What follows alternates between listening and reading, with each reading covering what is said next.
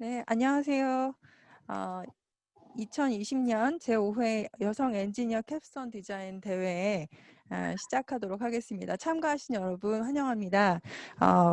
일단 먼저 제 소개를 먼저 드려야 될 것 같은데요. 저는 이번 캡스톤 디자인 경진대회 사회를 맡게 된 원주에 있는 한라대학교 전기전자공학과 한경희입니다. 만나서 반갑습니다. 네, 올해로 5년째 되고 있는 이 여성 엔지니어 캡스톤 디자인 경진대회는요, 우리 학부생이나 대학원생을 대상으로 캡스톤 경진대회 출품할 수 있는 작품들을 준비한 팀들이 다수 지원해서 경진대회를 운영하고 있는데요. 어느덧 벌써 5년째 맞이하고 있습니다. 이번에는 저희가 원래는 학예학술대회 때 이 대회를 계획했었다가 코로나 상황 때문에 여러분들이 신청을 해주신 분들이 많음에도 불구하고 좀 지연돼서 이렇게 좀 늦게라도 하게 됐는데, 그럼에도 불구하고 저희가 깜짝 놀랐던 것은 지원을 굉장히 많이 해주셔서 팀이 굉장히 많이 지원해줘서 지금 본선에 올라온 팀들이 또 저희가 출연하는 행복한 상황이 또 됐습니다. 그래서 여러분들 정말 감사드린다는 말씀도 드리고 싶고, 그리고 지켜보는 교수로서도 정말 대견하다는 생각이 들어서 정말 이렇게 응원하고 싶은 마음도 많이 듭니다. 자, 오늘 대회에 대해서 먼저 어떻게 진행해야 될지 화면을 잠깐 보시면서 소개를 해드리면서 시작을 하려고 합니다. 한번 화면을 보시죠. 자, 오늘 경진대회는요, 일단 총 3개 크게 구분되어 있다고 보시면 되고요. 처음에는 저희 위원장님의 인사말 축사 통해서 개회와 인사말을 잠깐 드리고, 두 번째 이제 캡스톤 디자인 경진대회를 시작하게 되겠고요. 그리고 세 번째에는 리더 육성 워크숍을 진행하게 되겠습니다. 저희가 좀 유념하셔야 될 건 뭐냐면요, 이 3개의 꼭지들을 진행하면서 여러분들이 본인들의 진행 사항이 끝났다고 해서 이렇게 발표만 하고 딱 빠지시면 안 되고요. 세 번째 리더십 워크숍 즈음에 저희가 설문조사가 있습니다. 거기서 굉장히 중요한 사항이 있죠. 인기사항을 투표할 예정이거든요. 그렇기 때문에 여러분 중간에 다른 학교의 발표를 놓치지 마시고 인기상을 받을 만한 우리 친구들이 누가 있을까 눈여겨보셨다가 저희가 아마 총 팀이 다 끝나고 나면은 한 4시 50분 정도 될 것 같아요. 시간은 제가 이렇게 정해놨지만 또 발표 순서가 있다 보면 그게 또 좀 지연이 될 수도 있고 좀 당겨질 수도 있기 때문에 빠지지 마시고 눈여겨보셨으면 좋겠습니다. 자, 그렇게 저희가 진행이 될 것 같고요. 우선은 저희 위원장님 개회사부터 먼저 듣도록 하겠습니다. 저희 대한전기학회 여성과학기술위원회 위원장님이신 이난숙 위원장님의 개회사 먼저 들으시고 시작하도록 하겠습니다. 여러분 안녕하세요. 방금 소개받은 위원장 이난숙입니다. 반갑습니다. 이렇게 온라인상으로 뵙게 돼서 낯설지만 반대로 굉장히 설레이기도 합니다. 새로운 환경의 변화랄까? 뭐 그런 설레임이죠. 물론 여러분들은 아마 이 환경이 익숙할 거라고 생각이 듭니다. 원래 이제 계획으로는 저희가 학예 학술대회 때 같이 하려고 했으나 여러분도 너무 잘 아는 코로나19 때문에 무한 연기되면서 드디어는 이 좋은 계절 10월에 개최하게 되었습니다. 아까도 사회자께서 말씀하셨지만 올해로 제5회째 맞이하고 있습니다. 올해는 또 저희 입장에서는, 여러분 입장에서는 좀 고역일지 모르겠지만 굉장한 호응으로 막강한 경쟁력을 통해서 올라온 여러분들입니다. 일단 막강한 여러분들의 본선 진출을 1차 굉장히 축하를 드립니다. 그런 만큼 톡톡 튀는 아이디어하고 현실적인 다양한 주제를 여러분들이 이렇게 작품명을 보면 알 수 있을 것이고요. 또 전국적인 대학에서 골고루 이렇게 나와 있어서 굉장히 이렇게 현실적인, 내년부터는 굉장히 경진대회가 다양하게 있지 않을까, 그런 기대를 해봅니다. 준비한 이상으로 발표를 잘 하시고 다른 팀의 발표도 좀 잘 들어주셔서 여러분들의 참여가 앞으로의 미래에 좋은 발판이 되기를 소망합니다. 또한 그 캡스톤 디자인 경진대 그 11팀 발표가 끝나고 심사 발표 시간 사이에 시간으로 얘기하면 5시에서 5시 40분, 약 40분간 리더 육성 워크숍이 있습니다. 두 분의 쟁쟁한 리더를 모시고 짧지만 강도 있는 그 강연이 있을 예정이오니 빠짐없이 경청해 주시기 바랍니다. 그럼 지금부터 여성 캡스톤 디자인 경진대회를 시작하겠습니다. 네, 대회사 감사합니다. 그러면 다음으로 저희 49대 대한전기학회 회장님을 역임하고 계시는 최재석 회장님의 축사 말씀 있겠습니다. 예, 반갑습니다. 목소리 잘 들립니까?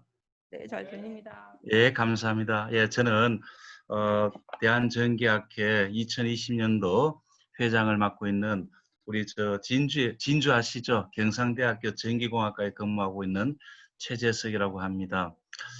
오늘 그 필히 현장에서 좀 참석을 하고 싶었습니다. 근데 피치 못하게 갑자기 여기 긴급한 회의가 있어서 어제 진주로 내려왔어요. 그래서 회의를 하고 이렇게 그래도 화상으로나마 여러분들 지금 제 화면에는 사진을 몇 장 찍었습니다. 아주 찬란하게 보입니다. 여러분들 너무나 감사드리고요. 먼저 말씀드리고 싶은 거는 이런 우리 대한전기학회 제5회 우리 여성 엔지니어 캡스톤 디자인 경진대회와 그리고 리더 육성 워크숍을 개최하게 된 것을 크게 축하드립니다. 그리고 이 일을 위해서 힘쓰신 우리 이난숙 위원장님께 깊이 감사드립니다. 아시다시피 학예학술대회 때 못한 게 한 두세 가지가 있었습니다.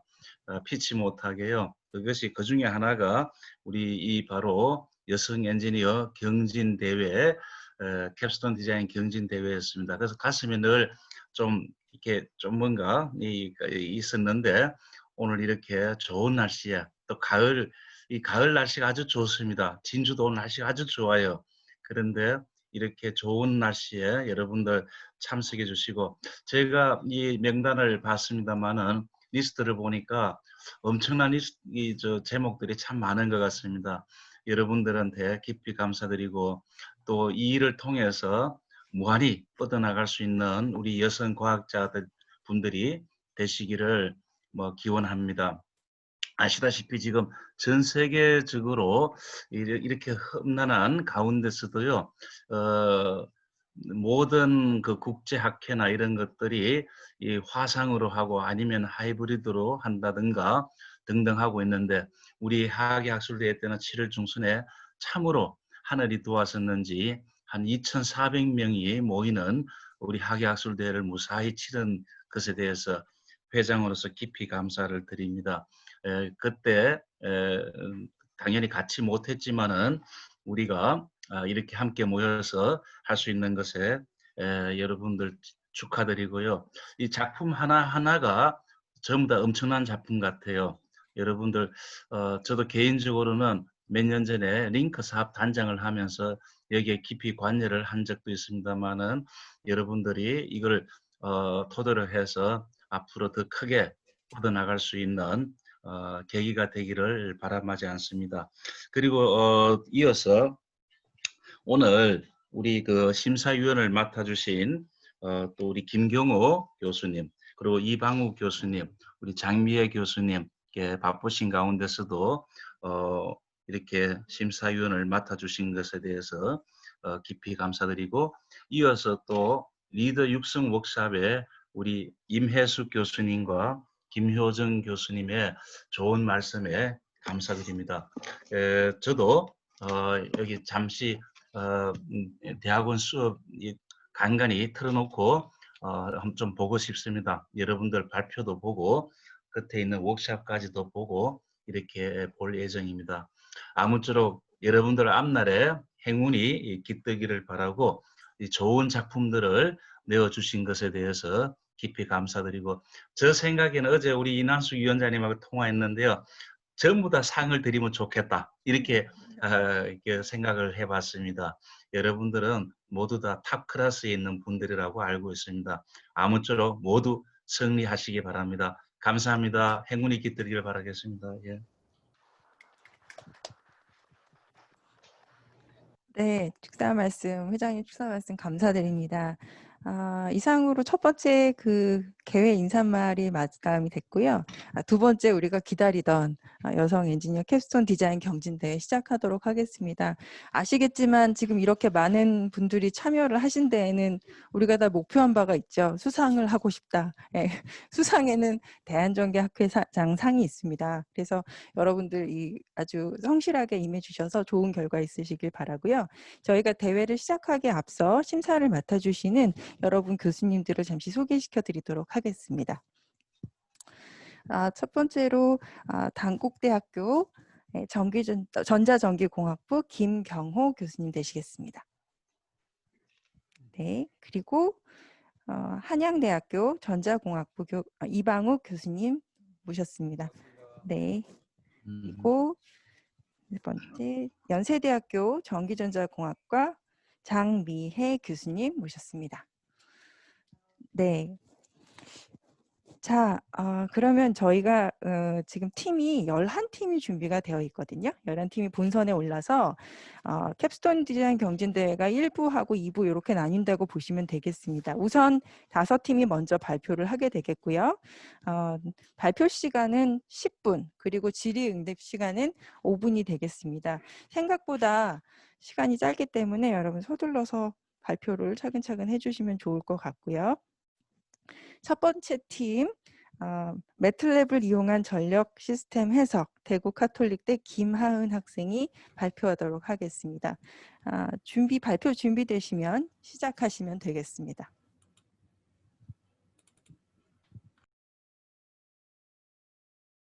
안녕하십니까. 대구 가톨릭대학교 전자전기공학부 소속 김하은입니다. 지금부터 저희가 제작한 매트랩을 이용한 전력 시스템 해석 툴에 대한 발표를 시작하겠습니다. 전력계통에서 기기의 절연이 파괴될 때 전력계통엔 고장전류가 흐르게 됩니다. 고장전류가 지속적으로 유입된다면 고장 구간이 확대되어 시스템 전체가 불안정해질 수 있습니다. 근래에 들어서는 계통이 워낙 커지고 복잡해지면서 사고가 나는 경우가 빈번해지고 어디서 고장날지 예측할 수 없습니다. 그러한 이유로 우리는 고장 계산을 통해 다양한 고장 상황을 미리 시뮬레이션 해봅니다. 그리고 이를 통해 삼상 고장 및 비대칭 고장에 대한 대칭 성분 도출과 고장 전류의 계산 이외에도 보호기기 선정, 정정 및 협조를 위한 전력 계통에 이 데이터를 활용합니다. 하지만 고장 전류를 계산하기란 보시는 것과 같이 굉장히 까다롭고 어렵습니다. 지금 예시로 가져온 것이 가장 간단한 계통의 고장 전류를 계산한 것입니다. 이러한 계통을 해석하는 프로그램은 시중에도 많이 나와 있지만 기능이 많아 복잡하기 때문에 짧은 시간에 익히기에는 어렵습니다. 더불어 이러한 전문 프로그램은 라이센스 비용이 많이 듭니다.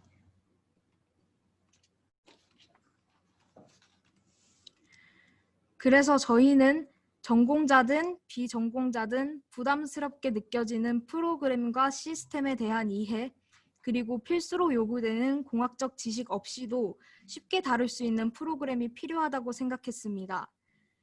이러한 이유로 저희는 방금 보여드린 복잡한 프로그램이 아닌 지금 아래에 보시는 바와 같이 필요한 기능만 담았습니다. 그러므로 비전공자도 별도의 교육 없이 저희가 제작한 프로그램을 쉽게 다룰 수 있을 것입니다. 다음으로 저희 프로그램이 어떻게 구성되어 있고 동작하는지 설명해 드리겠습니다. 이것은 저희가 프로그램을 작성하기 이전에 프로그램의 큰 흐름을 잡은 순서도입니다. 먼저 GUI 인터페이스를 출력합니다. 그리고 프로그램의 고장 지점과 모선 병수를 등록합니다. 그리고 고장 유형과 정상 전압을 등록시킵니다. 그러면 저희가 작성한 알고리즘을 통해 매트랩 내부에서 어드미턴스 매트릭스를 구하는 초기 계산을 그 후 고장 계산을 시행하고 GUI 시스템에 데이터를 전송해 결과를 출력시키는 순서로 프로그램이 진행되도록 하였습니다. 이러한 알고리즘을 바탕으로 보시는 것과 같은 프로그램 코드를 저희가 작성했습니다. 저희가 선정한 소규모 계통을 설명해 드리겠습니다. 대부분의 계통은 고정되어 있고 변동이 잘 일어나지 않습니다. 따라서 저희는 학교 주변에 위치한 예천 양수발전소와 개통 연계 태양광 발전소, 대구 그린파워 발전소를 선정하고 대구 성서공단을 부하로 실제를 기반한 임의의 7모선 소규모 개통도를 만들었습니다. 이 7모선 시스템은 저희 프로그램의 작동을 보여드리기 위한 샘플이며 동일 알고리즘을 통해 더 복잡한 계통의 고장 계산도 수행할 수 있습니다.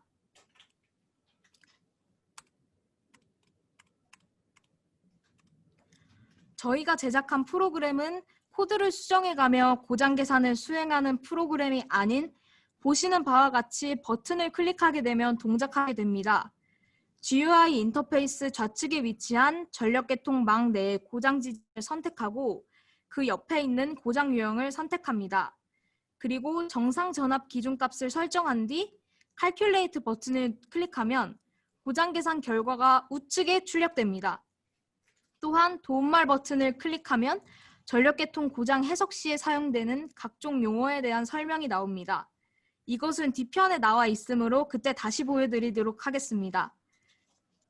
다음, 개통도 버튼을 클릭하게 되면 개통 이미지를 볼 수 있는데 그 이미지는 다음과 같습니다. 아까 말씀드렸던 임의의 7모선으로 구성된 개통도입니다. 이 시스템 버스 인터페이스에서 고장 지점과 고장 종류를 지정하고 수정하고 싶은 계통의 항목을 선택하여 대칭 성분 파라미터를 입력하게 되면 좌측 하단부에 위치한 정보란에 현재 선택된 항목의 데이터가 나타납니다. 그리고 적용 버튼을 누르게 되면 아까 보여드린 GUI 인터페이스 선택창과 연동이 되어 계산이 수행됩니다. GUI 인터페이스에서 보았던 도움말 창을 클릭하게 되면 이렇게 고장 종류에 대한 설명, 대칭 성분과 평형, 불평형 고장에 대한 설명, 그리고 고장 계산의 필요성에 대한 설명이 나옵니다. 그러므로 프로그램을 사용하는 사람들은 필요에 따라 원하는 것을 선택하여 학습과 동시에 프로그램을 다룰 수 있게 됩니다. 다음은 저희 프로그램이 작동하는 것을 보여드리겠습니다. 순서도에서 말씀드린 것 같이 GUI 인터페이스를 먼저 출력합니다. 그러면 버튼을 클릭할 수 있는 창이 뜹니다. 사용자는 고장 지점과 시스템 고장 유형, 그리고 정상 전압값을 입력 후 칼큘레이트 버튼을 누릅니다. 그러면 보시는 바와 같이 정확한 계산값이 나오는 것을 확인할 수 있습니다. 그리고 필요에 따라 리셋 버튼과 도움말 버튼을 사용할 수 있습니다. 전체 시스템이 돌아가는 것을 보여드리자면 GUI 인터페이스 출력 후 개통도 버튼을 선택해 시스템 버스 인터페이스를 출력합니다. 그 후 시스템 버스 인터페이스에서 고장 지점과 고장 종류를 선택하고 파라미터 값을 수정해 적용 버튼을 누르게 되면 데이터가 GUI 시스템에 이렇게 전송됩니다. 그 상태에서 칼큘레이트 버튼을 누르면 바로 계산이 되어 고장 전류 값을 구할 수 있습니다.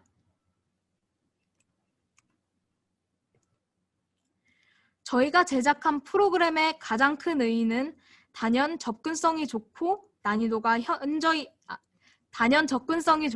사용 난이도가 현저히 낮은 전력계통 해석 프로그램이라는 것입니다. 저희 프로그램을 통해 기대할 수 있는 것은 계산 결과를 직관적으로 바로 확인할 수 있다는 점입니다. 또한 이런 고장 전류 계산 데이터를 이용해 사고 상황 시 효과적인 대책을 강구할 수 있으며 그래픽 GUI를 이용해 비전공자도 쉽게 다룰 수 있습니다. 따라서 별도의 교육 없이 사용이 가능한 전력계통 해석 프로그램이라고 할 수 있습니다. 이로써 매트랩을 이용한 전력 시스템 해석 툴의 발표를 마치도록 하겠습니다.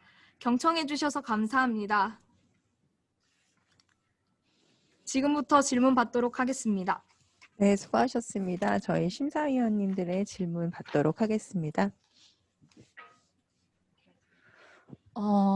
권동영 학생 너무 잘 들었어요. 생각보다 너무 좋아가지고 아니 학부생이 이걸 김한이에요? 지금 미안해. 죄송합니다. 하은이 학생 미안해. 이름 몰라가지고 이름 괜찮습니다. 헷갈려가지고 아니 학부생이 이걸 했다고 생각을 못하고 너무 기대보다도 훨씬 잘해가지고 감사합니다. 되게 기분이 좋고요. 근데 이제 지금 이 내용을 보니까 그 그러니까 고장 전류에 대한 것만 했잖아요. 근데 네네. 실제로 고장은 뭐 역상이 있을 수도 있고 단락이 될 수도 있고 뭐 여러 가지 상황들이 있는데 그게 조금 너무 조금 적다는 거죠. 나중에 이게 학대도 가능한지 그리고 이게 오픈 프로그램으로 사용할 수 있을 정도로 이렇게 어떤 URI 같은 게 제대로 되어 있는지 그거 좀 설명해 주실래요? 필요에 따라서 알고리즘을 정정하면 다른 종류의 고장도 계산할 수 있고요. 그리고 이게 229 정도로 했는데 당연히 뭐 154든 어디든 적용이 가능할 수 있도록 유저가 그거는 파라미터를 정하면 되는 걸로 되어 있는 거죠.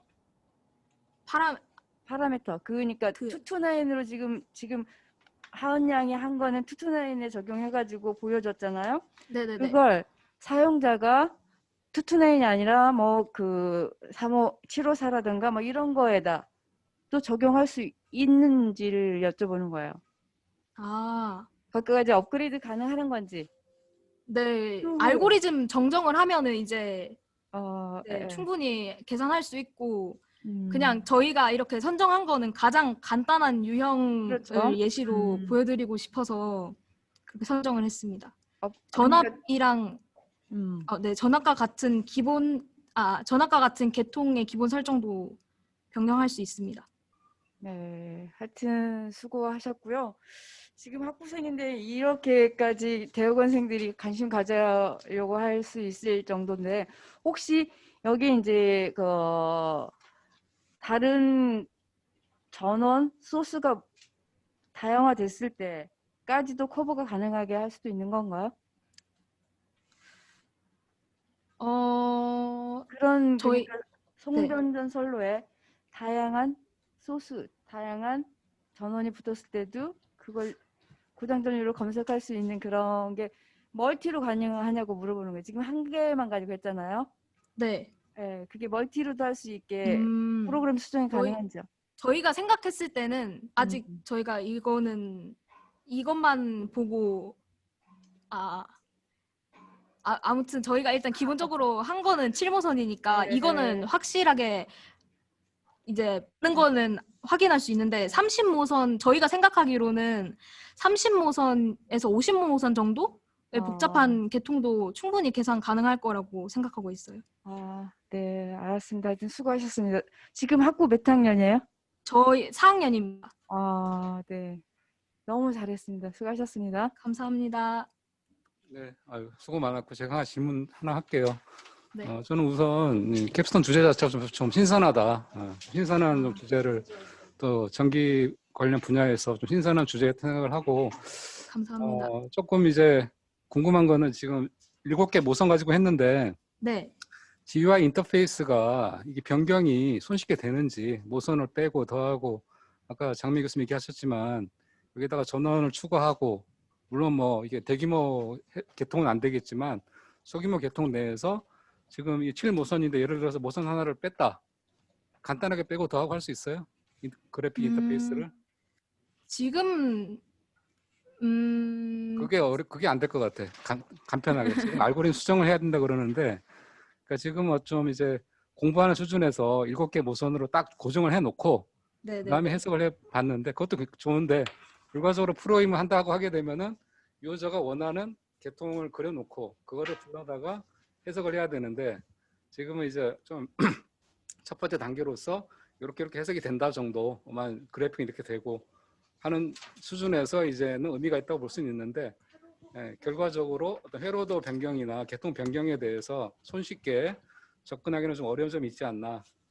그게 좀 한계가 될 수 있을 것 같고요.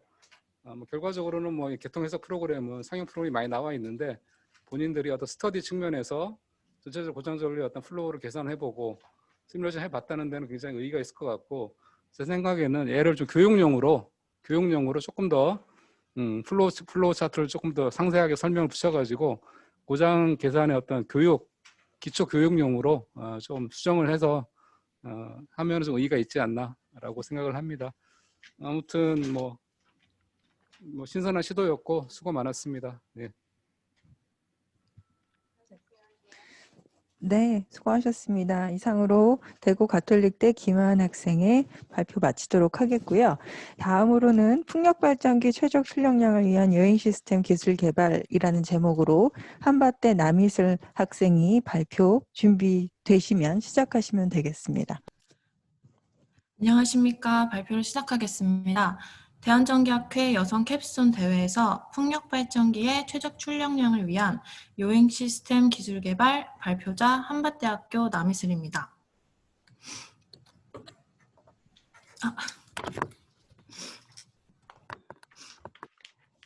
먼저 본 캡스톤을 진행하기에 앞서 주제를 선정하게 된 동기를 말씀드리고 캡스톤 디자인을 수행하기 위한 기본 지식들을 설명드린 후 마지막으로 저희 팀이 수행한 작품을 보여드리고 발표를 마치겠습니다. 동기를 먼저 말씀드리겠습니다. 저희 팀은 전 세계적으로 이슈가 되고 있는 환경 문제에 주목했습니다. 현재 주로 이용되고 있는 기존 에너지를 뽑자면 화석 연료가 대표적입니다. IEA의 통계에 따르면 2018년까지 전 세계 주요 에너지 소비의 화석 연료 비율이 81.1%에 이른다고 추정하고 있습니다. 하지만 화석 연료는 모두 아시다시피 좋은 효율을 가진 반면에 환경적으로 이롭지는 않습니다. 연소를 통해서 매년 약 213억 톤의 이산화탄소를 배출하고 자연 흡수하는 것은 그 절반에도 미치지 못해서 매년 대기의 이산화탄소가 상당량 증가하고 있습니다.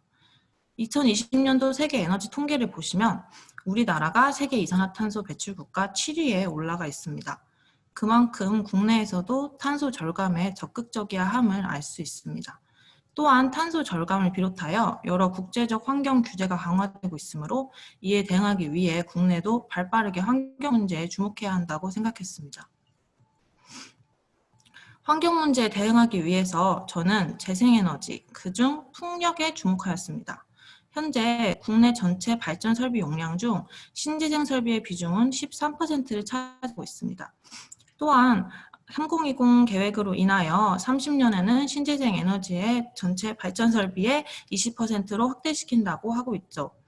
따라서 저희 팀은 신재생 에너지의 연구가 필수적이라고 판단하고 그중 높은 효율로 각광받는 풍력 에너지에 주목하였습니다. 풍력 에너지에 주목하여 캡스톤 디자인을 진행할 때 고려해야 할 점이 있습니다. 이는 신재생 에너지의 갑작스러운 확대로 인한 개통 안정성 문제인데요. 기존 에너지원 같은 경우에는 발전량이 꽤나 정확하게 예측이 가능했습니다. 하지만 신재생 에너지원은 대부분 변동성 에너지원입니다. 특히 전 페이지에서 언급한 신재생 설비 중 높은 비율을 차지하고 있는 태양광이나 풍력을 예시로 들어봤을 때 바람이나 햇빛의 경우 간헐적으로 에너지가 공급되기 때문에 발전 에너지량을 예상하기가 매우 어렵습니다. 이에 개통에 수급되는 전력량의 예측이 어려워져 부하 전력과 균형을 맞추기가 어려워졌고 이는 개통의 불안정성으로 이루어질 수 있습니다.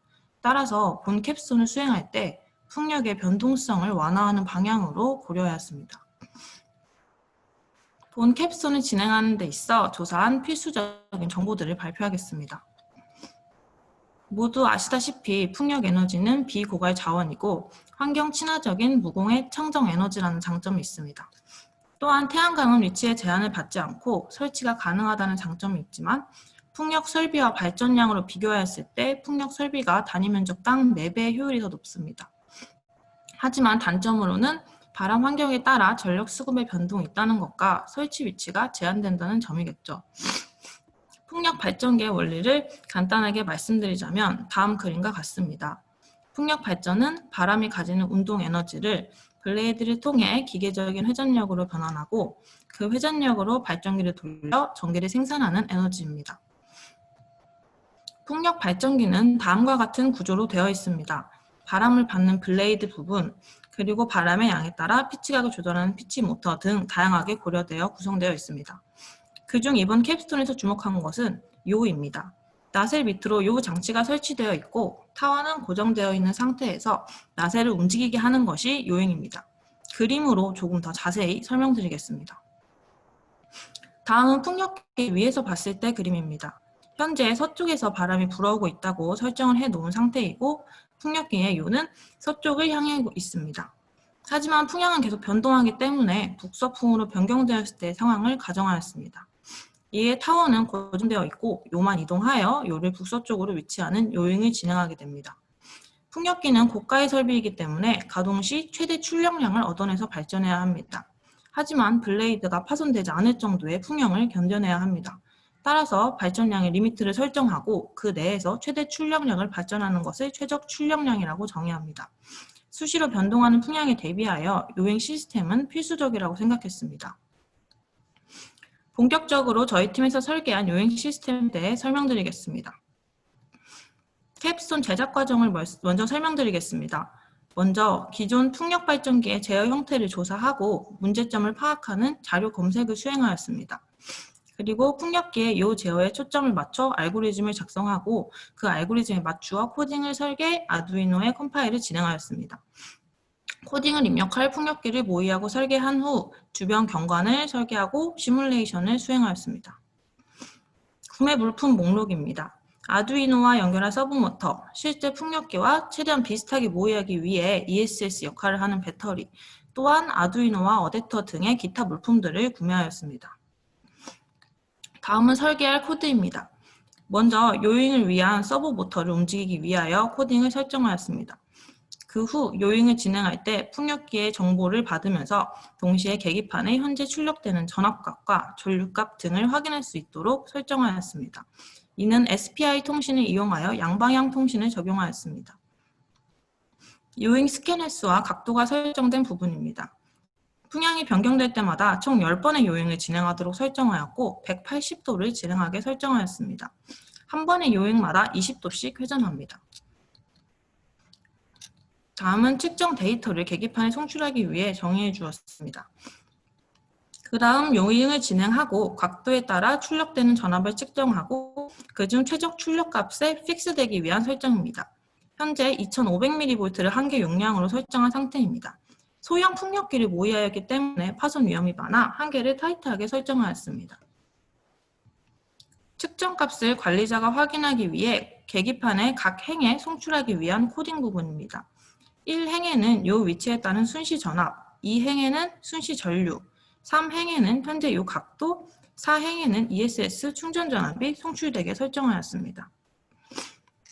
풍력 발전기 설계 과정입니다. 초기 디자인을 진행하고 서브모터와 풍력기를 연계하고 전원을 인가하기 위한 보드 제작을 위해 납땜 작업을 수행하였습니다.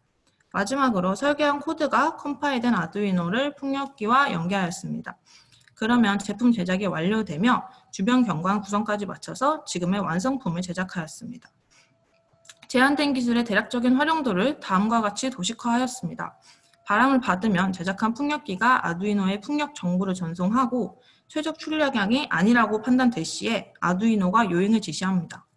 그 다음 TSO 역할을 하는 계기판에 요 각도에 따른 순시 전압을 전송하고 그중 요 각도에 따른 평균 최적 출력량을 계산해 요를 그 각도에 위치합니다.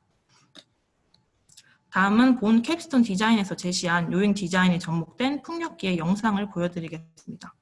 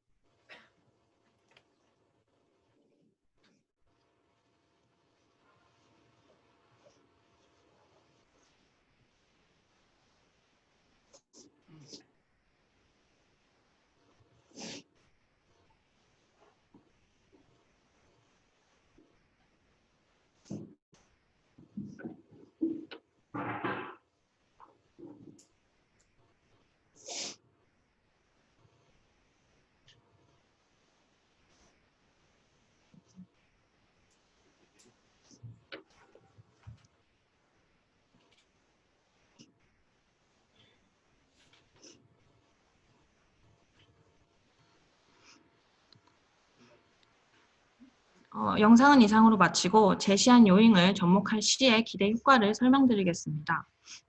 개통에 설정한 한계 용량 내에 최대 출력량이 송전 가능하기 때문에 발표를 조금 서둘러 주셔야 될 것 같아요. 네, 죄송합니다. 네. 높은 발전 효율을 이끌어낼 수 있습니다. 이에 따라 풍력 설비의 투자가도 상승하고 긍정적인 효과를 이끌어낼 수 있겠죠. 아래 그래프는 본 캡스톤 디자인에서 제작한 풍력기로 실제 발전량을 측정해서 그래프한 것으로 바람은 선풍 강도 조절을 통하여 조절하였습니다. 확인 결과 이 각도에 따라 발전량의 차이가 크게 나는 것을 알 수 있어서 향후 더 심도 있는 연구를 통해 대용량 풍력발전단지의 기술을 접목할 시에 기대 효과가 있을 것으로 예상됩니다. 이상으로 발표를 마치겠습니다. 감사합니다. 네, 수고하셨습니다. 이상으로 심사위원의 그 질문 받도록 하겠습니다. 말씀해 주시죠. 먼저 하십시오. 먼저 하십시오. 그럴까요? 그리고 나서 제가 할 얘기는 있으니까. 저 참신한 아이디어가 아주 재밌었거든요. 그러니까 바람에 대한 센서는 따로 가지지 않고 지금 스캐닝하면서 최대 출력량이 나오는 거를 위치를 잡은 거네, 그죠? 센서 네, 없이 잡은 맞습니다. 거 아주 훌륭한 아이디어라고 생각합니다. 다만 다 대학원생들이네요. 학부생들이 아니고.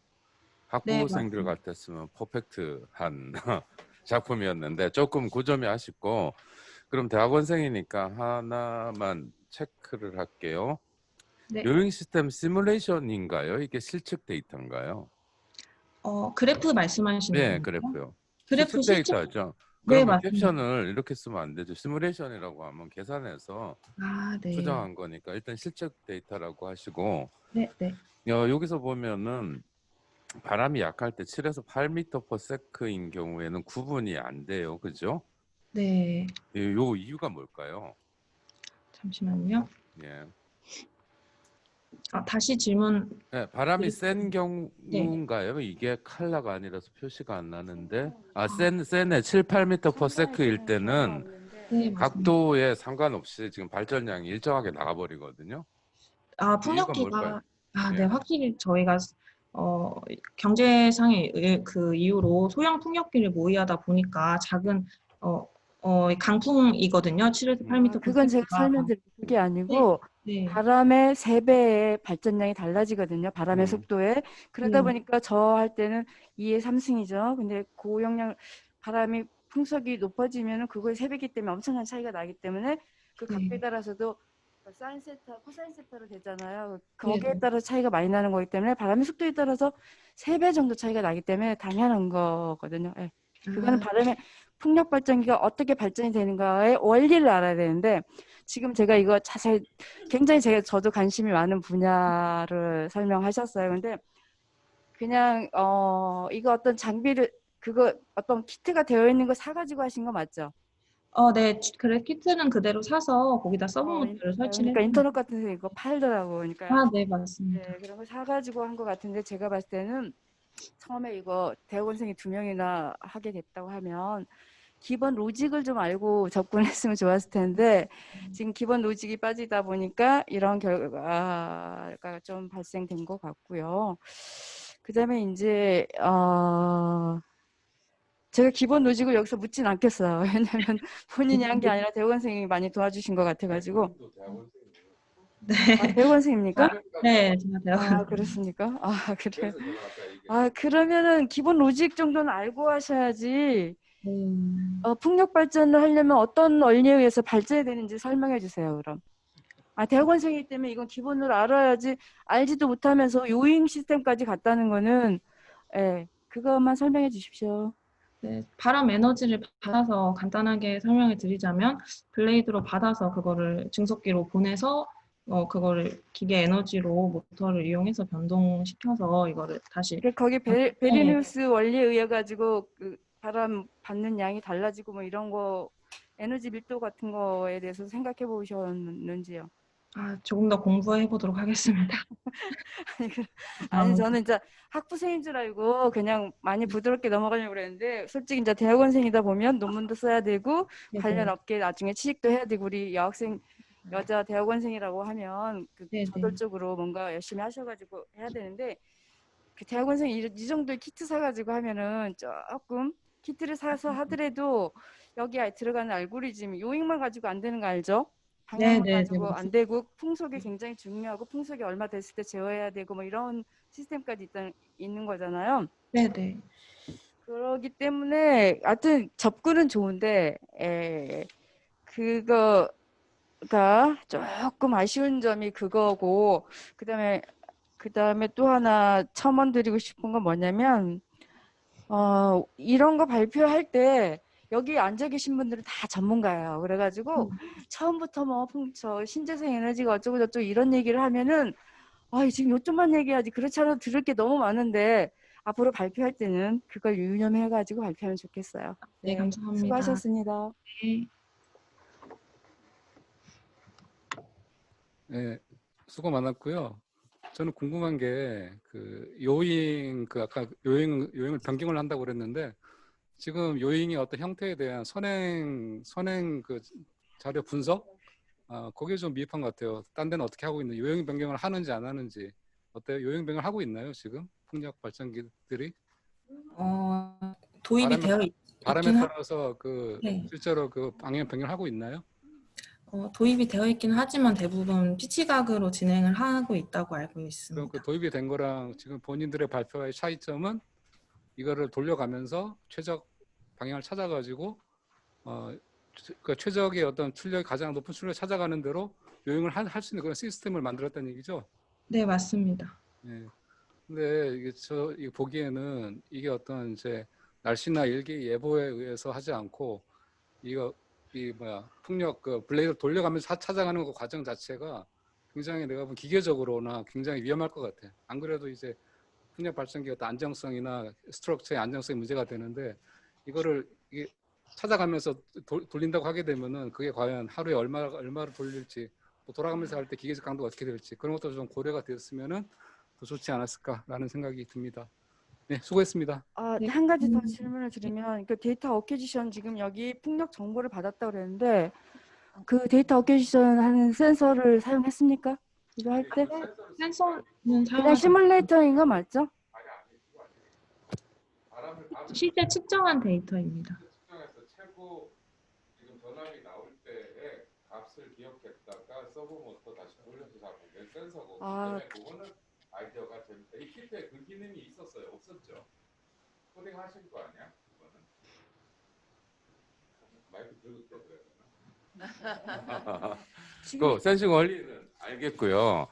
그래서 이 키트에 지금 요잉하면서 지금 최대 출력이 나올 때를 좀 고정해서 피드백으로 해서 그 각도 유지하게끔 하는 거잖아요, 그죠? 네, 근데 그 맞습니다. 기능이 있었어요, 아니면 본인들이 그 그 부분 다 제어 알고리즘 만드신 거죠, 그죠? 네, 맞습니다. 오케이. 네, 이상으로 두 번째 작품 발표 마치도록 하겠습니다. 수고하셨습니다. 제가 볼 때는 지금 학부생들이 어리둥절하고 있을 것 같아요. 네, 그렇죠?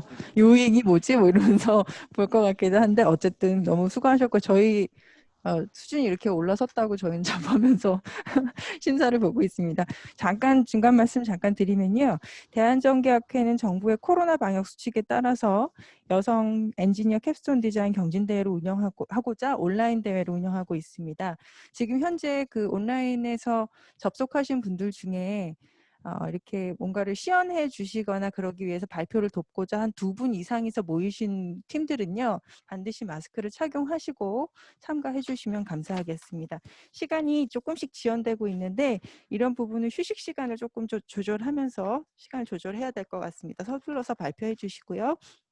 세 번째 팀, 비콘을 이용한 메모 알림 시스템 투비 콘티뉴인데요. 상명대 정연서 학생 발표 준비되시면 시작하시면 되겠습니다. 네, 상명대학교 스마트정보통신공학과 정연서입니다. 저희 조는 비콘을 이용한 메모 알림 시스템인 투비컨티뉴에 대해서 본 연구를 진행하였습니다. 목차는 앱 소개, 기능 구현, 기대 효과로 구성하였습니다. 본 연구에서는 일상생활에서 많이 쓰이는 메모 앱을 발전시켜서 투비컨티뉴드라는 앱을 제작하였습니다. 기억 망각 그래프를 보시면 학습 후 10분부터 망각이 시작돼서 하루만 지나도 70% 이상 망각이 된다는 것을 아실 수 있습니다. 이렇게 시간이 경과함에 따라 기억력은 점차적으로 감소하지만 외출 전에 집안에서 해야 할 일이라든지 외출 후 업무를 제때 제 장소에서 해결하지 못하는 경우가 많습니다. 그래서 할 일을 기록하고 일이 완수되는 장소에 따라 시각적으로 보여주면 훨씬 더 일을 효율적으로 처리할 수 있을 것 같아서 이 주제를 선정하게 되었습니다. 저희 투비 컨티뉴 앱은 위와 같이 구성이 되어 있습니다. 기존의 메모 앱 같은 경우는 플래너 형식으로 시간으로 알림을 설정할 수가 있는데 여기서 발전시켜서 저희 앱은 비콘을 이용해서 장소 알림을 받을 수 있습니다. 또한 GPS보다 더 구체적인 위치 정보를 제공하는 비콘 기술을 사용했습니다. 비콘에 대해서 간단하게 말씀드리자면 비콘은 BLE를 이용한 근거리 데이터 통신 기술을 의미합니다. 그래서 50m에서 70m 정도의 송수신 범위를 가지고 있고 블루투스를 켜야 하지만 페어링 과정은 따로 필요하지 않습니다. 그리고 정확성이 우수하다는 장점과 전력 소모가 작다는 특징이 있습니다. 저희가 사용한 비콘은 왼쪽 그림에서 보시는 것과 같은 마이다스콘 비콘을 사용하였습니다. GPS 같은 경우는 지하라든지 건물의 실내에서는 위치가 잘 파악되지 않는다는 한계점이 있지만 비콘은 이러한 것이 없고 더 정확한 거리를 파악할 수 있기 때문에 적합하다고 생각하였습니다. 저희 앱의 기능 구현에 대해서 말씀드리겠습니다. 저희 앱은 총 4가지로 기능을 구현하였습니다. 첫 번째는 데이터베이스인데 앱을 개발을 하였기 때문에 안드로이드 스튜디오라는 IDE를 사용하였고 그 안에 기본적으로 탑재가 되어 있는 데이터베이스인 SQLite를 사용하였습니다. 그래서 SQLite 같은 경우는 다른 데이터베이스와는 다르게 서버가 아니라 응용 프로그램에서 동작하기 때문에 복잡하거나 큰 데이터를 보관하는 데는 적절하지 않습니다. 하지만 저희 앱 같은 경우는 메모의 저장과 같은 간단한 동작을 수행해서 SQLite를 사용하여도 무방하였습니다. 이것이 저희가 그 SQLite 데이터베이스를 이용해서 만든 비콘 화면입니다. 각 비콘 화면에 들어가서 작성 버튼을 누르게 되면 오른쪽과 같은 메모 작성 화면을 보실 수 있습니다. 여기서 할 일을 입력을 하면 그 내용과 그 저장한 날짜가 데이터베이스에 저장이 됩니다. 학교 건물 같은 경우에는 시간표를 추가적으로 볼 수 있게 넣어놨고 학생회관은 이제 에브리타임이라는 앱도 연동을 시켜주었습니다. 이 메모를 꾹 누르면 삭제가 될 수 있게 하였고 이것은 뒤에서 비콘과 연관을 지었습니다. 비콘에서 말씀을 드리도록 하겠습니다. 비콘은 아까 마이다스콘이라는 비콘을 사용하였다고 말씀드렸는데 이 비콘을 구매할 때 그 회사에서 제공하는 SDK를 다운을 받아서 라이브러리에 추가를 해서 사용을 하였습니다. 그래서 데이터베이스에서 메모 데이터가 있을 경우에만 마이다스콘이 인식이 되었을 때 알림을 받을 수 있게 설정을 하였고 그게 아니면 메모 데이터가 아예 없거나 다 삭제를 했을 경우에는 비콘이 인식되어도 알림이 오지 않도록 설정해 주었습니다. 그래서 SDK의 기본적인 기능은 다 탑재가 되어 있는데 저희가 특별하게 개발한 부분은 첫 번째로 노티피케이션 개발입니다. 메모를 작성한 다음에 해당하는 비콘이 있는 장소에 도착할 때 오는 상단의 알림을 말합니다. 이것은 앱을 나간 후에도 작동이 되는 것을 보실 수 있습니다. 상단의 알림을 클릭하게 되면 각각의 비콘과 연결이 되어 있는 메모 페이지를 확인할 수 있습니다. 두 번째로 비콘에서 설정해준 부분은 거리 설정입니다. 이 RSSI라는 값으로 거리가 측정이 되고 아래의 코드상으로 측정해본 결과 범위가 대략 1m 정도로 나와서 이를 비콘의 반경으로 설정을 해주었습니다. 세 번째 기능은 GPS입니다. GPS 같은 경우는 비콘이 부착되지 않은 장소를 대비해서 만든 부분입니다. 이 GPS에서 개발한 부분이 크게 2가지가 있는데 첫 번째는 지오코딩입니다.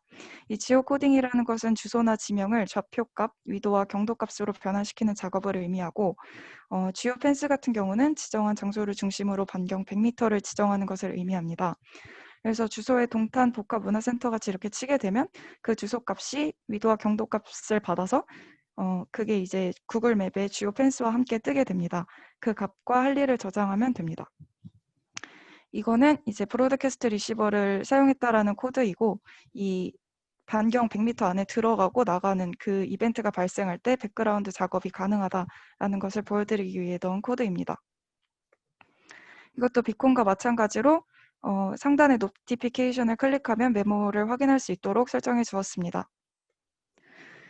마지막 기능은 이 데이트 피커인 달력과 타임 피커인 시계를 이용해서 알람을 맞출 시간과 날짜를 설정해 알람을 등록할 수 있도록 설정해 주었습니다.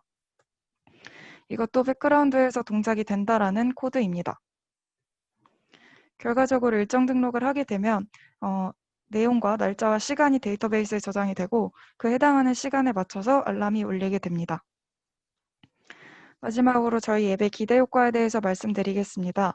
이 비콘 기반 지역별 위치 서비스 시장 규모 그래프를 보시면 갈수록 비콘 서비스를 많이 이용한다는 것을 알 수 있고 현재도 SK플래닛이라든지 스타벅스 같은 기업에서도 많이 활용되고 있습니다. 그래서 비콘 기술은 차세대 IoT 유망 기술이 될 수 있고 생활 편의뿐만 아니라 회사의 마케팅 분야까지 다양하게 사용 가능합니다. 저희 앱의 전망과 기대 효과는 처음에 주제를 선정한 이유와 마찬가지로 즉각적으로 일 처리를 해야 할 필요가 있는 곳에서 편리하게 사용할 수 있습니다. 그리고 남녀노소 모두에게나 적합한 앱입니다. 이 비콘에 내재되어 있던 다른 기능을 통해서 다양한 기술 개발도 가능하고 현재 비콘 가격보다 더 저렴한 비콘을 이용해서 개인용 비콘 서비스를 이용할 수 있는 산업적 기대 효과도 있습니다. 또한 이 비콘 기술과 집안의 스마트 기기와 접목시켜서 홈 IoT 기능을 구현하는 그런 앱도 기대할 수 있습니다. 이상으로 저희 투비 컨티뉴 앱에 대한 발표를 마치겠습니다. 감사합니다. 네, 심사위원 질문 받도록 하겠습니다. 네, 뭐 굉장히 흥미가 있고요. 지금 이제 뭐 GPS가 없는 지역에서는 비콘을 이용을 하고 그리고 GPS를 쓸 수 있는 지역에서는 GPS 시그널을 받아서 그 장소에서 이제 할 일을 기록도 하고 그 장소에 가면은 할 일이 뜨는 거죠. 네네. 그러면 이제 궁금한 사항은 기존에 뭐 아이폰 같은 경우에는 앱이 미리 알림 앱이 있는데 아이폰 같은 경우에도 자기가 어떤 장소에 가서 할 일을 기록할 수가 있거든요. 알고 있어요? 아이폰은 모르고 있었어요. 아이폰은 그런 기능이 있어요. 네. 그런 기능이 있는데 뭐 구글 폰에 있는지는 모르겠지만 그래서 어떤 GPS 시그널을 바탕으로 해서 그 장소에서 할 일을 기록하는 거는 이미 시장에 나와 있는데 네. 어떤 지금의 기존 기술하고의 분석이 조금 미흡하다. 그리고 이제 두 번째는 이제 비콘을 이용한 건 굉장히 좀 아이디어는 좋은 것 같고요. 그러면은 그 비콘에서 이제 문제가 비콘과의 거리나 아니면은 혼자 쓰는 게 아니라 여러 명이 쓸 경우에 여러 명의 어떤 그 스마트폰에 어떻게 구별해가지고 어떻게 그 각각 그 시그널을 각각 어떻게 판정할 것인지 그건 어떻게 하는 거예요? 그래서 뭐 사람이 3명이 있다. 그럼 3명이 기록을 하게 되면은 각각의 그 비콘이 각각의 그 각 사람의 정보를 어떻게 불러다가 그 사람에 맞는 정보를 어떻게 띄워주는지 그게 좀 궁금하네요. 어떤 식으로 동작하는지 좀 말씀해 주십시오. 비콘이 어떤 형식으로 동작하는지는 확실하게 모르겠는데 이게 저희가 여러 명이서 폰을 다 가지고 시도해 본 결과 비콘은 그냥 그 블루투스로 인식이 되면, 그러니까 블루투스만 켜놓은 상태면 그 앱이 동작하는, 그러니까 앱을 가지고 있는 사람이면 다 신호를 주긴 하더라고요. 노티를 다 줬습니다. 모든 사람에게. 그러니까 그 개별적으로 어떤 사람을 구분할 필요는 없고 네네네. 비콘과 연결이 되면은 그 장소 정보만 그 스마트폰 가진 사람한테 알려준다는 얘기죠. 네, 맞아요. 예. 그래서 뭐 이런 뭐 비콘과 GPS를 이제 연동한 그런 미리 알림 앱을 만드는 거는 뭐 굉장히 좋은 시도인 것 같고, 뭐 앞으로 뭐 어떨지 모르겠지만 뭐 특허 같은 것도 내보고 상용화에 한번 시도를 해봤으면 좋을 것 같습니다. 네, 수고했습니다. 네. 감사합니다. 네, 학부생 레벨에서 비콘 가지고 뭐 재밌는 아이디어를 만든 거는 인정하겠는데 아까 이 동작 어떻게 하는지 모르고 사용하시면 되게 곤란한데요. 비콘이 가지는 게 아까도 나왔지만 GPS가 통하지 않을 때 거리에 대한 인식을 하는데 제일 지금 활용할 수 있는 기기거든요. 그러면 SDK 받아가지고 세계 동시 접속이라든가 해보셨나요? 세계 동시 인터벌 접속이요? 뒀을 겁니다. 지금 1대1 페어링밖에 안 될 거예요. 그죠? 그거 조절을 해서 타임 쉐어링 해줘야 되고 하는 그런 기술들이 있는데 학부생이니까 그런 것까지 요구를 안 할게요. 근데 이게 전형적인 비콘 가지고 만든 작품이거든요. 그래서 지금 묻고 싶은 게 딱 하나. 우리만의 차별성은 과연 무엇일까? 그게 조금 궁금해요. 차별성이라기보다도 일단 비콘을 이용해서 장소 알림을 받을 수 있다라는 그 기능을 넣어주고 싶었고요. 아니 그거는 이제 다른 학생들 보통 4학년들 캡슨 디자인의 네, 주된 주제입니다. 이거 비콘 가지고 하는 거는.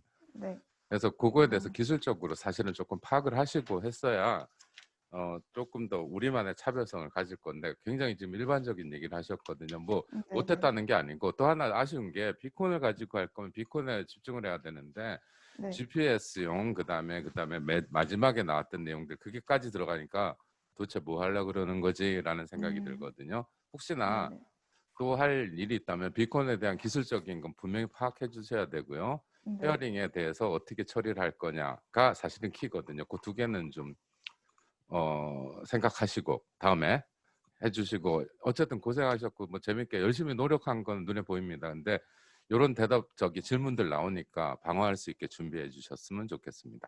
예, 수고하셨어요. 알겠습니다. 네. 네, 수고하셨습니다. 세 번째 상명대 발표를 이상으로 마치겠고요. 저희가 이제 네 번째 시간을 얼추 잘 맞춰주셨어요. 상명대는 시간을 잘 맞춰주신 것 같은데요, 그죠? 네, 자, 네 번째 발표 경증 치매 환자를 위한 안심 홈 IoT. 성균관대 신한나 학생 발표 준비되시면 시작하면 되겠습니다.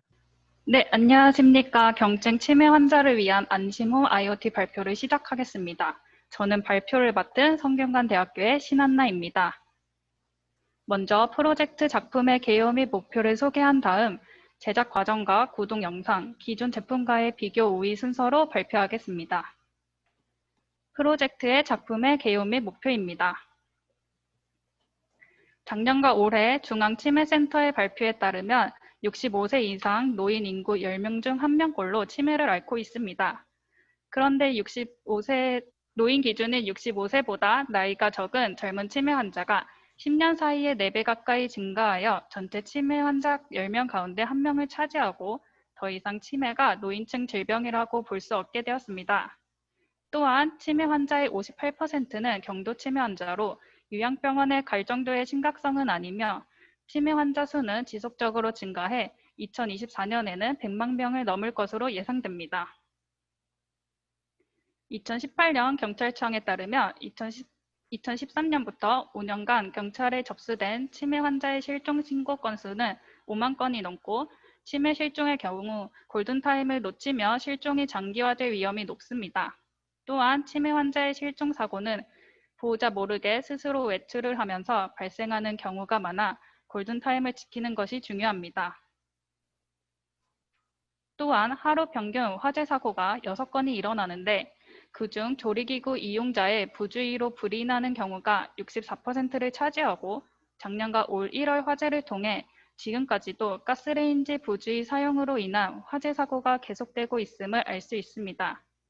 치매 환자의 경우 인지 능력이 저하되어 불을 다룰 때 조심성이 없어지고 어떻게 다뤄야 하는지 모르거나 가스레인지에 냄비를 올리고 불을 켰다는 기억 자체를 잊어버리기 때문에 화재에 노출될 위험도 크고 화재 발생 시 대처 능력도 현저히 낮아 화재 사고를 예방하는 것이 무엇보다 중요하다고 할 수 있습니다.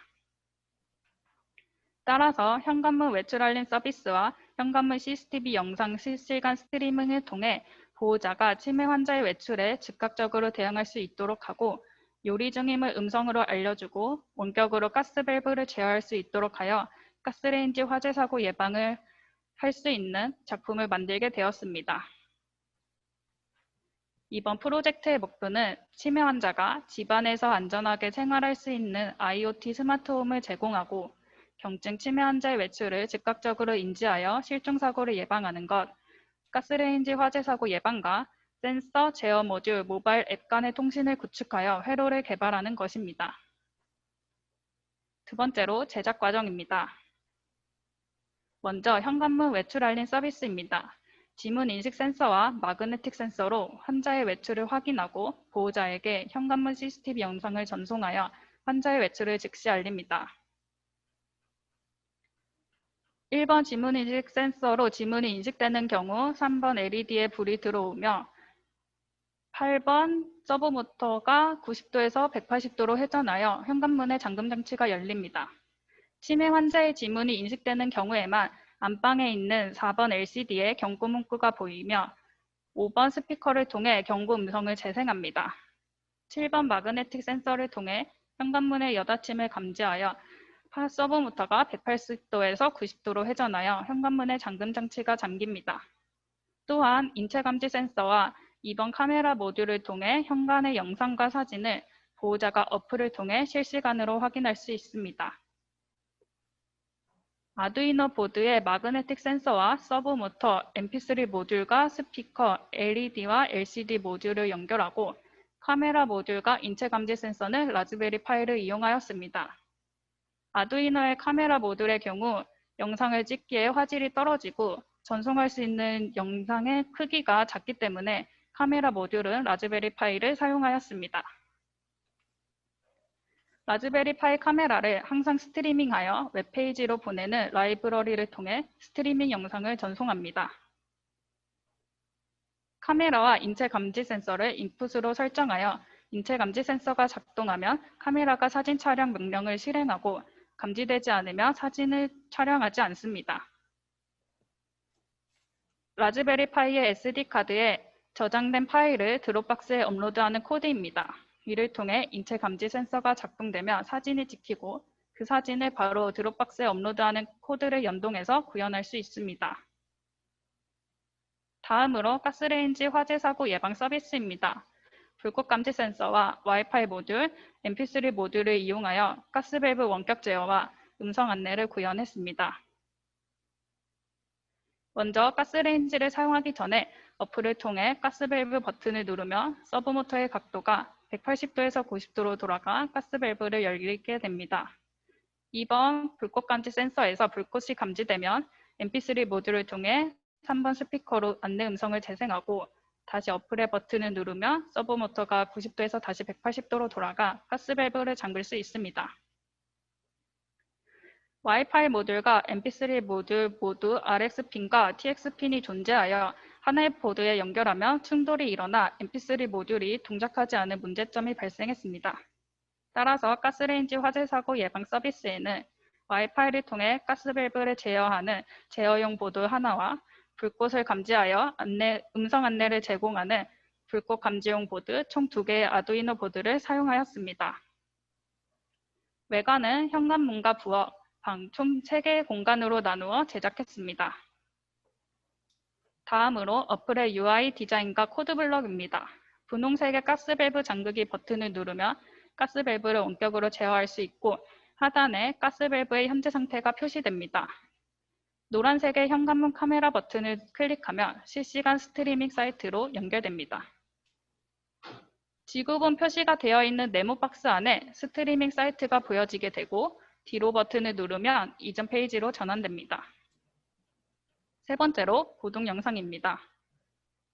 현관문 외출 알림 서비스의 지문 인식 과정부터 마그네틱 센서의 동작 영상입니다.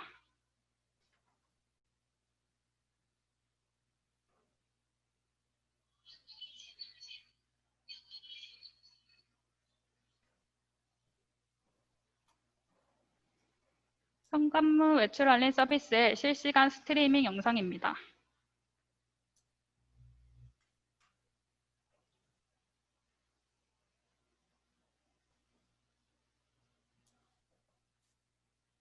가스레인지 화재 사고 예방 서비스 구동 영상입니다.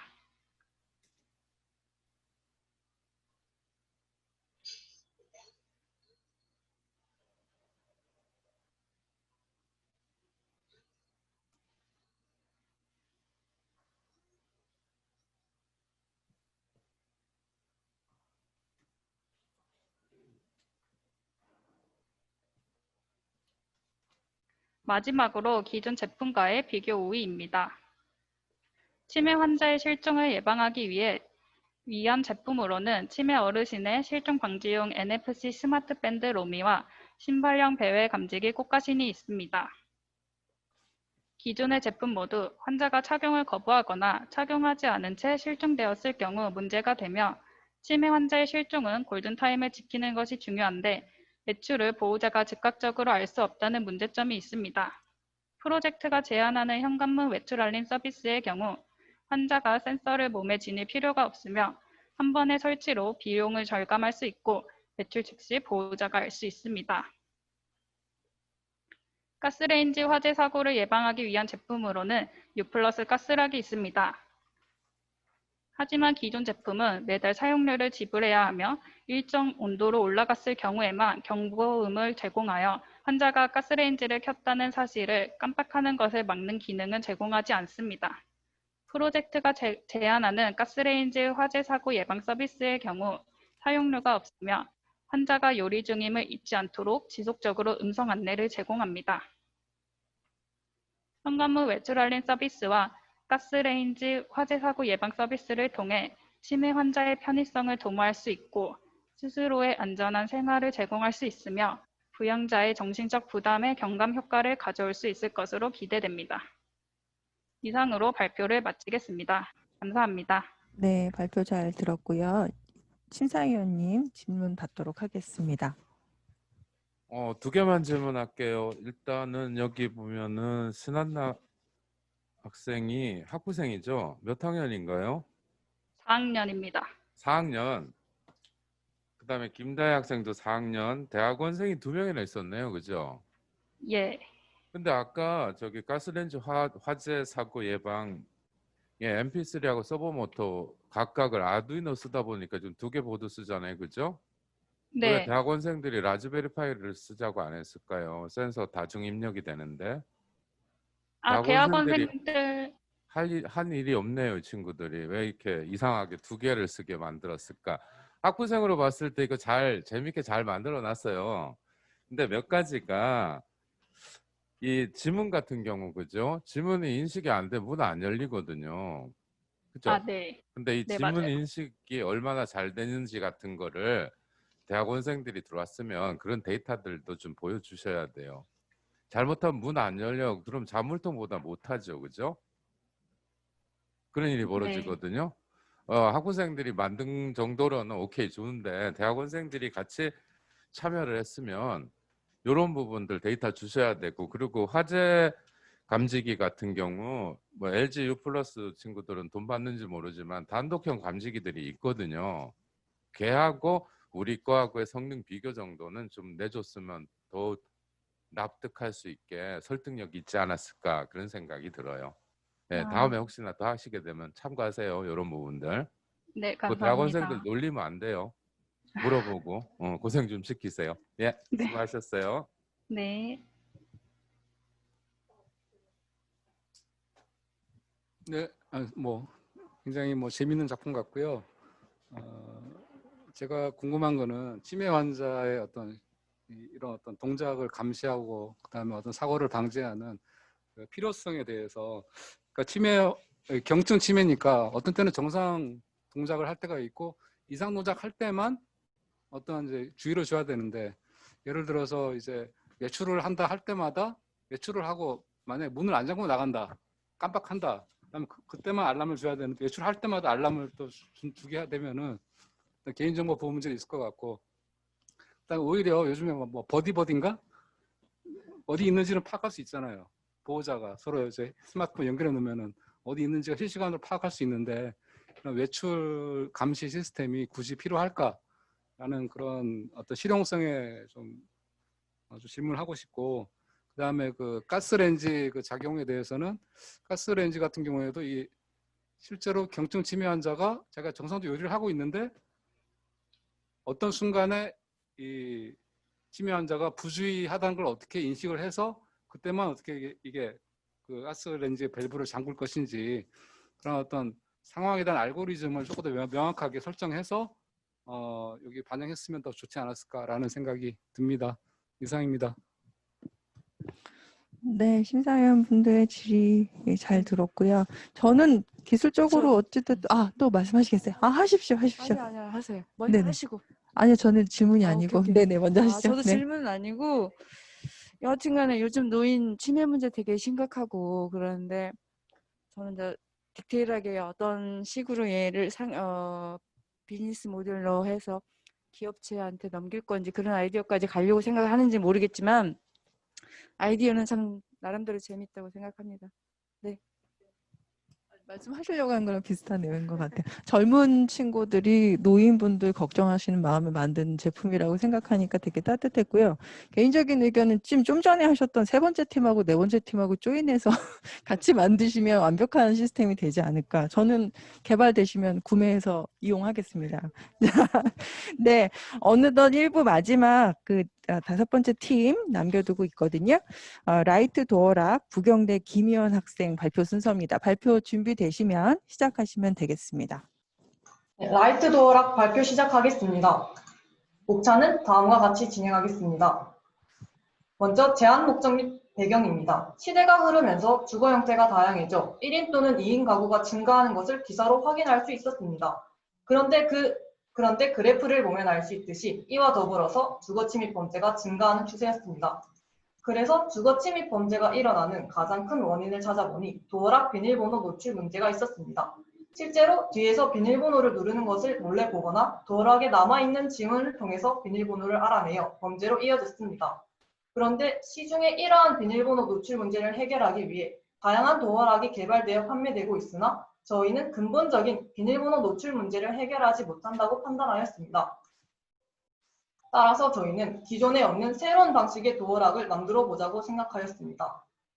그래서 저희는 어떠한 방식의 도어락을 만들지 조사를 하던 중 IoT 기술에서 두 가지 인트를 얻었습니다. 첫째, IoT 기술의 가장 큰 메리트는 휴대폰을 통하여 집안의 가전제품을 컨트롤할 수 있다는 것입니다. 따라서 사용하기에 매우 간편합니다. 그뿐만 아니라 현재 거의 모든 사람들이 휴대폰을 소지하기 때문에 제품 사용의 접근성이 매우 높습니다. 두 번째는 무선 통신을 사용하였다는 것입니다. 그러나 IoT 기술이 사용하고 있는 와이파이는 공유기가 없으면 사용에 제한이 생겼고 다른 무선 통신 기술인 블루투스는 사용할 때마다 연결시켜야 하는 번거로움이 있었습니다. 따라서 이러한 단점들을 극복할 수 있는 기술이 뭐가 있을까 찾던 중 방통신에 주목을 하였습니다. 따라서 저희는 휴대폰을 통해 빛 신호를 내보내고 문에 설정한 빛 신호가 들어왔을 때만 열리는 도어락을 제작해 보았습니다. 이제부터는 작품 내용 및 동작 원리에 대하여 설명드리겠습니다. 크게 하드웨어와 소프트웨어 부분 두 가지 나눠서 설명드리겠습니다. 먼저 하드웨어입니다. 앞에 보이시는 제작도 앞면의 중간에 있는 것이 문입니다. 문 앞에 표시된 부분이 빛을 가져다 내는 수강 소자가 있고 문의 옆면에 적외선 센서와 잠금 장치인 서버 모터를 연결하였습니다. 위에 있는 사진은 실제 하드웨어에서 소자들의 위치입니다. 각각 소자의 작동들은 소프트웨어 설명에서 더 자세히 다루겠습니다. 다음은 소프트웨어 중에서도 어플 설명입니다. 앞에 보이시는 사진이 저희 어플에 있는 버튼들입니다. 총 3개가 있는데 제일 위에 있는 버튼은 휴대폰 기존에 있는 손전등 기능입니다. 그리고 두 번째 버튼인 우리 집 버튼은 우리 집 도어락 비밀번호인 빛신호가 나오는 버튼입니다. 그리고 마지막 버튼은 다른 집 비밀번호인 빛신호가 나오는 버튼입니다. 다음은 소프트웨어의 알고리즘 설명입니다. 먼저 어플을 실행하여서 앞서 설명드렸던 3개의 버튼 중 하나의 버튼을 누릅니다. 그러면 휴대폰에서 그에 맞는 빛신호가 나오고 문에 부착되어 있는 수동 소자가 인식을 합니다.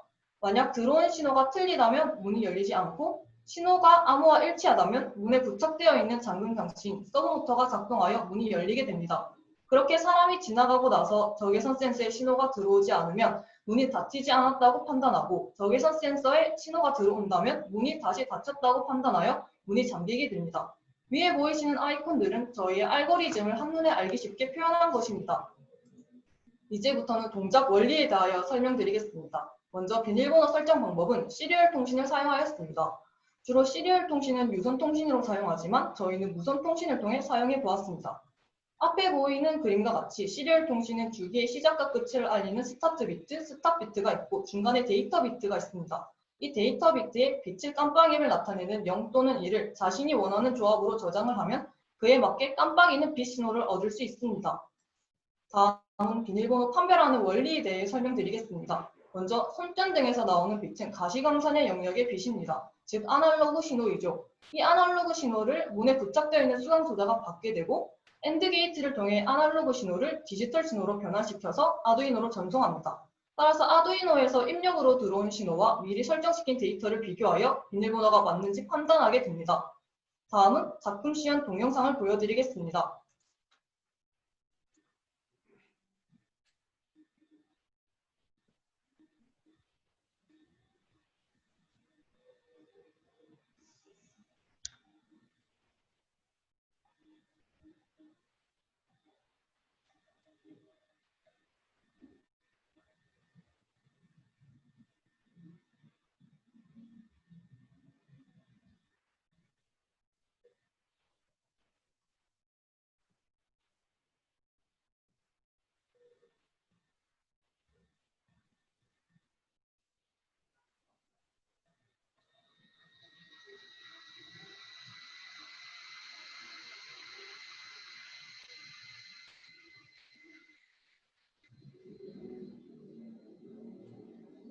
네, 시연 영상 끝났습니다. 다음은 기존 제품과의 비교 우위를 설명드리겠습니다. 저희 라이트 도어락은 크게 안전성, 보안성, 가성비, 위생성의 장점이 있습니다. 먼저 안전성입니다. 기존의 도어락의 큰 문제점이었던 비밀번호 노출 문제는 비밀번호를 치고 있을 때 또는 남은 흔적으로 파악하기 쉬웠습니다. 하지만 라이트 도어락은 비밀번호가 빛신호로 이루어져 있기 때문에 노출되어도 파악하기 어렵습니다. 따라서 안전성을 보장할 수 있습니다. 다음은 보안성입니다. 기존의 도어락은 0부터 9까지의 수를 4개 또는 6개의 조합으로 비밀번호를 설정합니다. 하지만 라이트 도어락은 데이터 비트의 비트수를 늘리거나 줄일 수 있을 뿐더러 수강 소자가 빛을 받아들이는 시간을 조절할 수 있기에 기존의 도어락보다 더 많은 수의 비밀번호 조합을 만들 수 있어서 높은 보안성을 가집니다. 다음은 가성비입니다. 기존의 도어락은 높은 보안성을 위해 홍채 인식, 지문 인식 기술 등을 사용합니다. 하지만 이러한 기술은 비용이 비싸다는 단점이 있습니다. 하지만 라이트 도어락은 수강 소재와 빛만 있다면 높은 보안성을 가진 도어락을 만들 수 있기 때문에 가성비가 좋습니다. 마지막으로 위생성입니다. 기존의 도어락은 문을 열기 위해 키패드에 접촉을 했었어야만 합니다. 하지만 라이트 도어락은 빛을 비추기만 하면 되기에 비접촉으로 문을 열 수 있습니다. 따라서 많은 사람들이 사용하는 공동 현관문 같은 곳에 사용한다면 보다 위생적으로 사용할 수 있을 것입니다. 이제 마지막 목차인 기대 효과에 대하여 설명드리겠습니다. 첫 번째 기대 효과는 바로 저희가 라이트 도어락을 만들게 된 계기였던 주거 침입 범죄를 줄일 수 있다는 것입니다. 주거 침입 범죄가 일어나는 가장 큰 이유였던 비밀번호 노출 문제를 비밀번호를 빛으로 바꾸어서 노출되어도 파악하기 힘들게 만들어 안전성을 높였기 때문입니다. 따라서 경비원이 상주하고 있지 않은 대학가 원룸촌이나 치안이 좋지 않은 곳에 사용한다면 보다 효과적으로 치안을 유지할 수 있을 것입니다. 두 번째로는 코로나 접촉 감염 우려 감소입니다. 현재 코로나가 장기화되고 재유행되고 있는 시점에 많은 사람들이 코로나 바이러스에 대한 우려가 큽니다. 그래서 요즘 언택트, 즉 부정의 뜻이 담긴 접두사 on과 접촉하다라는 의미의 컨택트가 합쳐진 합성어 언택트 문화가 생겨났습니다. 따라서 신문, 방송뿐만 아니라 회사 마케팅으로도 사용하여 언택트를 강조하고 있습니다. 이러한 문화의 흐름과 맞게 저희 라이트 도어락도 사용할 때 접촉을 하지 않기 때문에 언택트 문화에 적합한 기술입니다. 또한 비접촉 방식으로 인해 많은 사람들의 코로나 접촉 감염에 대한 우려를 줄일 수 있습니다. 끝으로 스마트폰 하나로 집의 모든 가전제품을 제어할 수 있는 요즘 시대에서 그 스마트폰이 문을 열 수 있는 집의 열쇠까지 된다는 것은 좀 더 현대적이고 매력적인 집을 완성할 것입니다. 이때까지 라이트 도어락 발표였습니다. 들어주셔서 감사합니다. 네, 발표 잘 마치셨고 시간 정말 정확히 맞춰주셨습니다. 자, 심사위원 질문 듣도록 하겠습니다. 발표 자료들 미리 제출해 주셔서 다 네. 검토하고 알겠는데 이 스마트 도어락 도대체 알맹이가 뭘까 너무 궁금했거든요. 사실은 네. 전략인지 네. 모르겠지만 발표 자료 봐서는 네. 도대체 뭐야 라고 했는데 얘기 들어보니까 납득이 가는 아주 재미있는 아이디어네요. 그래서 궁금한 거 한 2개 정도만 확인을 할게요. 네. 시리얼 통신으로 비밀번호를 설정한다고 했는데 네. 이 시리얼 통신 뭐랑 뭐야 시리얼 통신이죠? 그 폰에서 비밀번- 지금 집어넣고 네. 다시 폰에다가 한번. 비밀번호를 넣죠. 네네네. 자신만의. 그러면 빛 광을 지금 변조를 시킬 거예요. 어떻게 할 겁니까? 깜빡깜빡 하나요 그거? 네, 시리얼 통신 그 데이터 비트에 영의를 조합해서 넣으면은 음. 그거를 어플리케이션에 데이터를 옮겨서 그 어플리케이션을 통해서 휴대폰 손전등을 깜빡깜빡 아, 합니다. 버팅을 손전등이 깜빡깜빡하는 게 이제 옆에 집 우리 집하고 깜빡이는 게 눈은 우리 다른- 눈으로 봐서 똑같거든요 지금. 아, 똑같죠, 그죠? 눈으로 봐서는. 근데 실제로는 다를 거예요. 그러니까 네네. 옆집은 안 열리고 우리 네. 거는 열리고 그런 원리죠, 그죠? 네. 요거를 설명을 일부러 숨긴 것 같아 물어보라고. 아주 재밌는 내용. 일단은 빛 변조를 한다, 그죠? 네. 그러면 이 지금 다 학부생들이죠?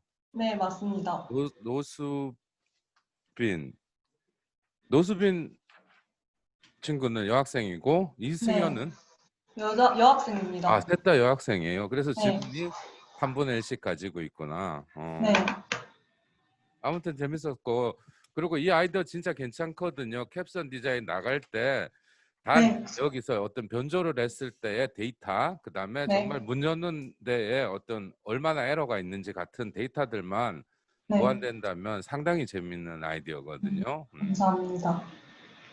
자료만 봐서는 사실 도대체 뭘까라고 했는데 발표하는 거 보고 알았어요. 괜찮았어요. 수고하셨어요. 감사합니다. 네, 뭐 굉장히 재미있는 아이디어 같고요.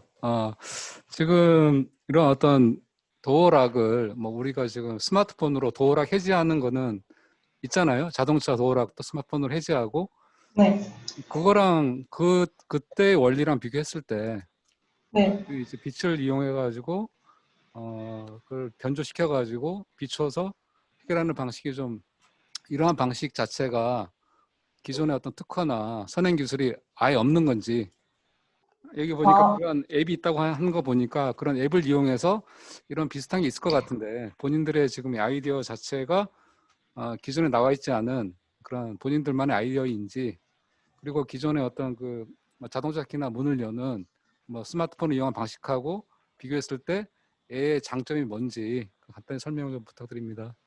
저희가 어플리케이션을 저희가 앱 인벤터를 통해서 만들었고, 그래서 이러한 아이디어를 저희가 특허를 내려고 지금 준비 중이어가지고, 저희가 찾아본 결과 저희랑 같은 아이디어의 특허는 안 나왔던 걸로 알고 있습니다. 없고. 네, 그다음에 기존 그 스마트폰을 이용해서 도어락 네, 해제하는 방식하고 어떤 네. 차이가 있는지. 그 스마트폰으로 도어락을 해제하는 거는 일단 NFC로 저희는 알고 있는데요. 이 NFC 기술의 가장 큰 단점이 그 해킹의 위험이 있다는 거 알고 있습니다. 그래서 이 저희가 이 만든 취지 자체가 해킹을 방지하고 노출을 방지하자였기 때문에 저희 라이트 도어락이 좀 더 NFC 기술보다 나은 기술이라고 생각합니다. 네, 요거는 제가 도와드릴게요. NFC도 있고 블루투스로도 하거든요. 근데 네네네. 그러니까 NFC는 갖다 대야 되잖아요. 네. 가까워야 되거든요. 네. 멀리서도 열리는 거 블루투스예요. 또 누가 질문 네네. 들어오면 네. 우리는 무선으로 쓰는 게 아니고 빛을 변조합니다라고 대답하시면 될 것 같아요. 네. 네, 수고했습니다. 뭐 굉장히 재미있고 특허도 한번 내보고 또 한번 해볼 필요가 있을 것 같아요. 수고했습니다. 네. 감사합니다. 네, 심사위원 분들이 이렇게 좀 이렇게 질타를 하실까봐 제가 칭찬을 드렸는데 칭찬을 너무 해주셔서 지금 제가 드릴 말씀이 없을 것 같습니다. 자, 그래서 1부 지금 5팀은 이미 발표를 마치셨고요. 지금 저희 그 대회에 여성 캡스톤 엔지니어링 캡스톤 대회에 지금 44분 정도가 접속해서 보고 계시고요. 이렇게 1부 마치고 저희 지연을 제가 중간에 시간 말씀을 좀 드렸는데 시간을 정말 잘 지켜주셔서 휴식 시간 갖도록 하는데 3시 20분까지 갖도록 하겠습니다. 로그아웃 하지 네, 여기 13시 20분까지로 지금 휴식 시간은 되어 있거든요. 그리고 한 가지 기억하셔야 될 거는 제가 초반부에도 말씀드렸지만 저희 인기상 투표 있습니다. 그렇죠? 네, 그래서 스테이 튠 하시고요. 20분에 다시 2부 시작하도록 하겠습니다. 수고하셨습니다.